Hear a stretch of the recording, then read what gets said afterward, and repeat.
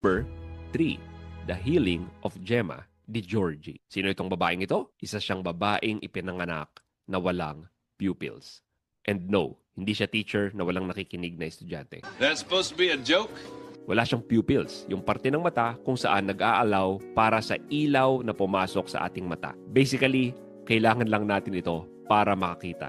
Si Gemma ay wala nito mula nung pinanganak siya sa Sicily. She was legally blind until ang kanyang lola ay dinala siya kay Padre Pio noong 1947. Sa gitna ng crowd of people, tinawag siya ni Padre Pio by name. Pinakinggan niya ang kumpisal ni Gemma. Hindi ni Gemma binanggit na bulag siya. Ngunit hinipo ni Padre Pio ang mga mata nito gamit ang wounded part ng kanyang kamay kung saan nandun ang stigmata. And since then, ay nakakita na si Gemma. Maraming dalubhasa ang nag-examine kay Gemma. Ngunit wala silang ma-come up na scientific explanation kung paano siya nakakita ng walang pupils. By every measure ay hindi dapat nakakakita si Gemma. Pero wala Mas malakas ang kapangyarihan ng Diyos.